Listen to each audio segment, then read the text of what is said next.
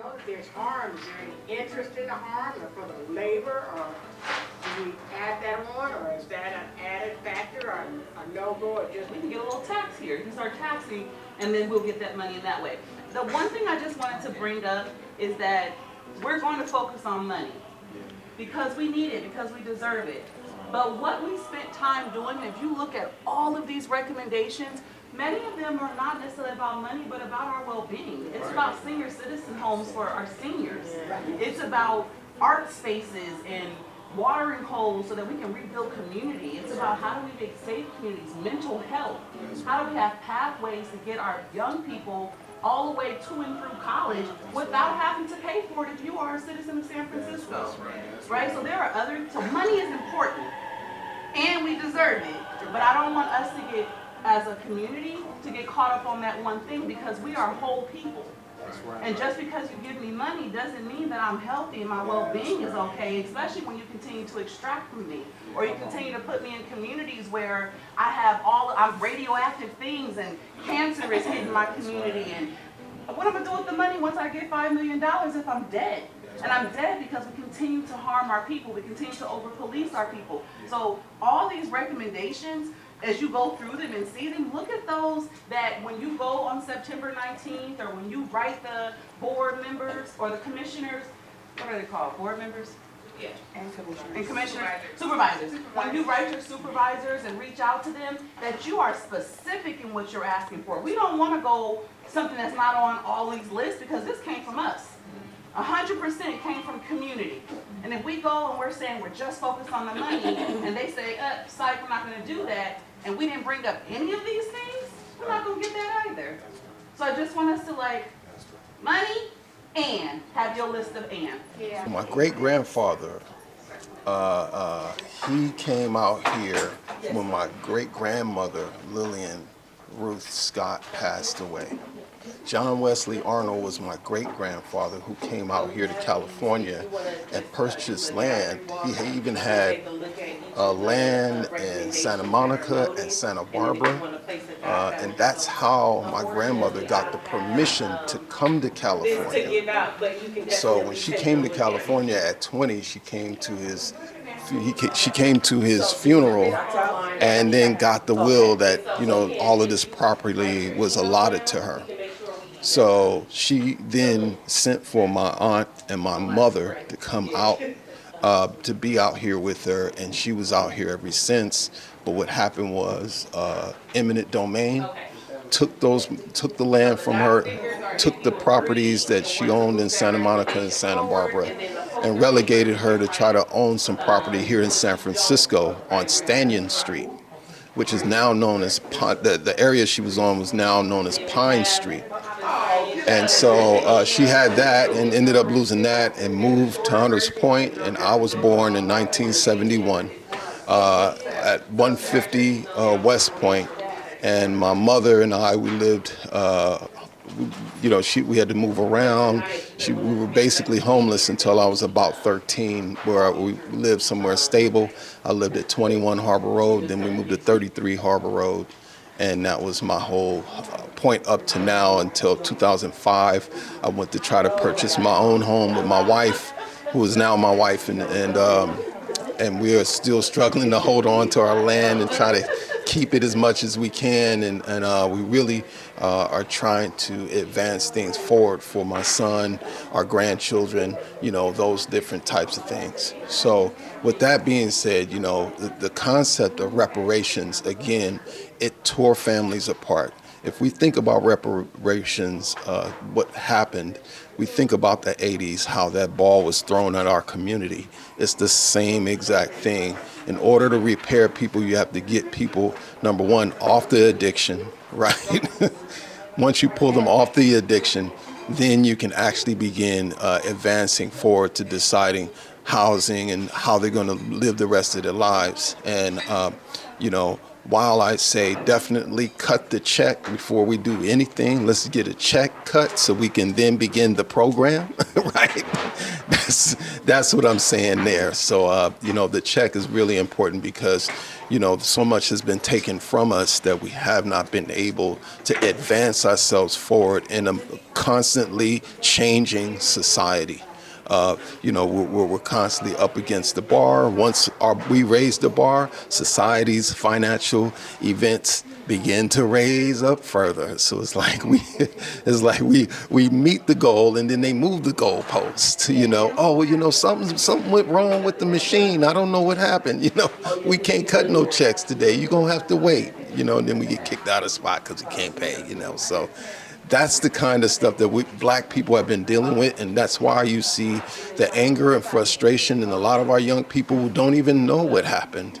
But the frustration is there from their ancestors. And so I've worked my whole entire life to work in the community.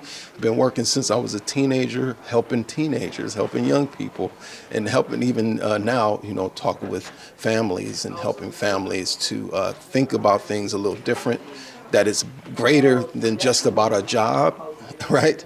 It's greater than just about going to school, but it's about holding on to legacy and building what we know as wealth. And that is becoming more of an erasure in the minds of our young. We don't know what wealth is. We think that wealth is having on some nice shoes, nice shirt, all of that stuff, and you're gonna throw that away in 6 months. The thing is that what you can't forget is the land that you live on and the things that you make. Liberated for us to be independent. And what that's going to take is going to take unity, and not only unity and love for ourselves, but it's going to take help from the people that harmed us, because they are in a position of financial power position in this country with plenty of money. So I think it's important. I think it's an obligation that these people that enslaved us make reparations and financial compensation for the harm they have caused us. It's very important because a lot of this work is on our shoulders. We have to re-educate ourselves. We have to build our own communities, police our own communities. So a lot of this is going to be on our shoulders, a big responsibility. But for a send-off, I think it's only right for the powers to be to grant us total reparations, and that comes in all aspects in life: land, housing, monetary reparations, housing. So, like I said, reparations can cover a whole wide range of things. It's not only just cash payment. It means a start to the harm dealt to the African Americans here in the city. A start, not the end all, a start. We have forgiven America for what it's done for generations by bringing us and making us slaves. We have an opportunity, America has an opportunity, California and San Francisco has an opportunity to set the record straight and show a good faith effort as a good Christian nation to make sure that the people, you got to give power to the people. What time is it? Just to kill Western, the Black National Anthem.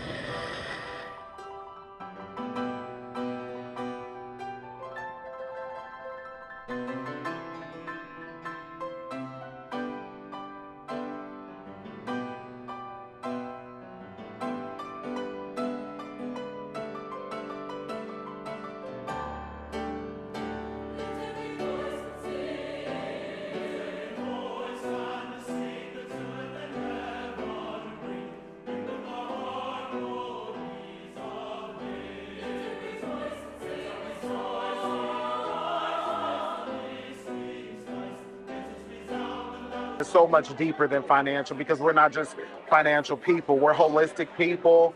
So issues such as education, that I believe I'm in over $200,000 of student loan debt just to get a doctorate degree, and that shouldn't be. Um, Whereas my Caucasian counterparts and other counterparts from other countries, they have the opportunity to either pay for school or to come at a great discount or to come free. Healthcare, they're selective. The city and county will allow elective surgeries to take place, and then other people have to either make a decision between whether I'm going to pay for food or am I going to pay for medicine. And oftentimes the medicines require that you eat. So lack of access and education is huge. Housing is huge issues. Most of my family has been priced out of San Francisco, and I think I got a foot and a half out of the state of California myself. So this is very important to me because it has not only affected me, but I stand on the shoulders of strong women and men who sacrificed for me so that I would be able to achieve some of the things that I was today, like a higher education, to go to the school where I want to go, shop in the places that I want to shop, eat in the areas that I want to eat. I didn't suffer physical damage such as our forefathers during slavery and during Jim Crow and Reconstruction and during the Civil Rights era, but I face it in different areas, being excluded from certain places, no matter how educated I am, no matter how many degrees or how much experience that I may have. If I'm not liked or if, because of the color of my skin, I'm not accepted in those places. I have to get 125 to 150% versus 100% of my Caucasian counterparts. So it's just very important to me that we come together in solidarity, we come together as a black people, and we come together in a holistic fashion to say, hey, if public policies don't change to write us, include us in the language, then $5 million, that'll go like that, and then we won't have access to places to live in San Francisco. We won't have access to equitable education. We won't have access to health care. And then we'll end up using those reparation funds to pay for all of that stuff. And before you know it, we've just paid right back into the systems that are keeping us oppressed. I want my 5, regardless about all of 99 other recommendations. There shouldn't be no conversation. There shouldn't be no hesitation. All we need is legislation to make reparations. So my name is Ace. I'm on the case. I'm a Fillmore corridor ambassador here in Fillmore. But I want my 5.